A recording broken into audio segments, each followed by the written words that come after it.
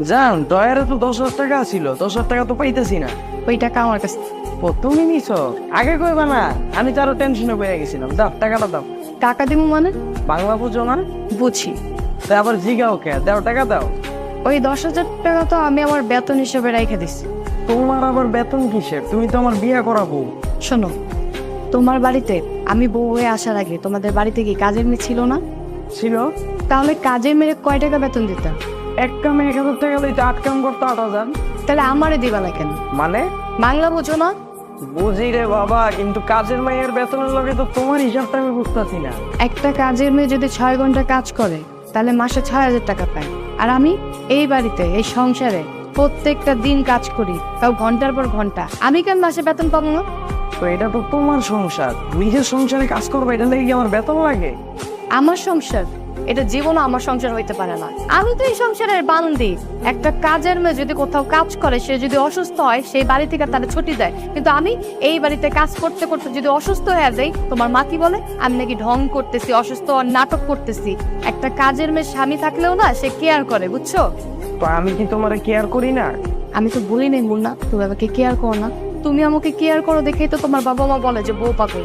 তোমার বাবা মা সবসময় মনে করে কি জানো, আমি তোমাকে তাবিজ করে রাখছি, এই জন্য তুমি আমাকে এত ভালোবাসো।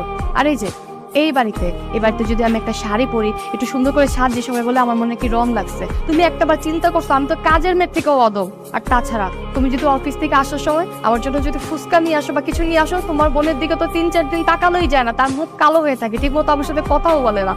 আচ্ছা মুন্না, এই বাড়িতে আসার পর আমি কি পাইছি বলো? একটা দিনও কি তোমরা আমাকে বইয়ের মর্যাদা দিছো? দাও নাই। এই বাড়িতে যদি আমি বইয়ের মর্যাদা না পাই, ভালোবাসা না পাই, তাহলে আমি এই বাড়িতে বিনা পয়সায় কেন খাটবো? তাই আমি চিন্তা করছি এখন থেকে, যেহেতু আমার তোমাদের বাড়িতে কাজ করতে হবে, বাপের বাড়ি থেকে এখানে এসে যেহেতু আমি দিনের পর দিন কাজ করবো, তাহলে আমি মাগনা কেন কাজ করব? আমি প্রতি মাসে বেতন নেবো। আর শোনো, একটা কথা আমি ক্লিয়ার করে বলে দিচ্ছি, এরপর থেকে আমার বেতনটা প্রতি মাসে আলাদা করে। শ্বশুর শাশুড়ি একটু কথা শোনাইবো, এটাই তো স্বাভাবিক। এটার এত সিরিয়াস নেওয়ার কি আছে? আম্মা তো তার মানে ঠিকই কইতো, তুমি আপা আম্মারা তো দেখতেই পারো না তার মানে। এই যুগে শাশুড়িদের সব থেকে বড় সমস্যা কি জানো? কি? তারা নিজেদের ছেলেকে আপন করে রাখতে যেয়ে ছেলেদের সংসারে ভেঙে ফেলে। যেমন তোমার মা তোমাকে সবসময় নিজের করে রাখতে চায়, নিজের করে রাখতে গিয়ে সবসময় আমার নামে উল্টাপাল্টা কথা বলে, আমার নামে উল্টাপাল্টা বিচার দেয়, যার কারণে তোমার আমার ভিতরে ঝগড়া লাগে, আমরা দূরে চলে যাচ্ছি, আমাদের ঘনিষ্ঠতা নষ্ট হয়ে যাচ্ছে। আর দেখো, তোমার মাই তোমার বড় বোনকে সবসময় কল করে পরামর্শ দেয়, সে যেন তার শাশুড়ির কাছে তার হাজবেন্ডকে যেতে না দেয়, সবসময় যেন ছেলের কাছ থেকে মাকে দূরে রাখে, সে যেন হাজবেন্ডকে হাতে মুঠোয় রাখে। তাহলে আমার ক্ষেত্রে এরকম কেন? আমার ক্ষেত্রে তো পুরোটাই উল্টো। সবসময় তোমার মা আমাকে উল্টাপাল্টা বলতেই থাকে, আর তোমার কাছে সবসময় আমাকে কালার করতে থাকে। আসলে কি জানো, এই বাড়িতে আসার পর থেকে কোনোদিনও তোমাদের ভালোবাসা পাইনি, কোনোদিনও বইয়ের মর্যাদা পাইনি। বাবা মার কাছ থেকে আসার পর একটা আমি কি চাই? সংসারে এসে চাই স্বামীর ভালোবাসা, শ্বশুর শাশুড়ির ভালোবাসা, ননদের ভালোবাসা, কিন্তু আমি না কোনোদিনও সেটা পাইনি। সবসময় আমার মনে হয়েছে কি জানো, আমি এই বাড়ির একজন কাজের মেয়ে, তোমাদের কাজের দরকার, এই জন্য আমাকে আনছো।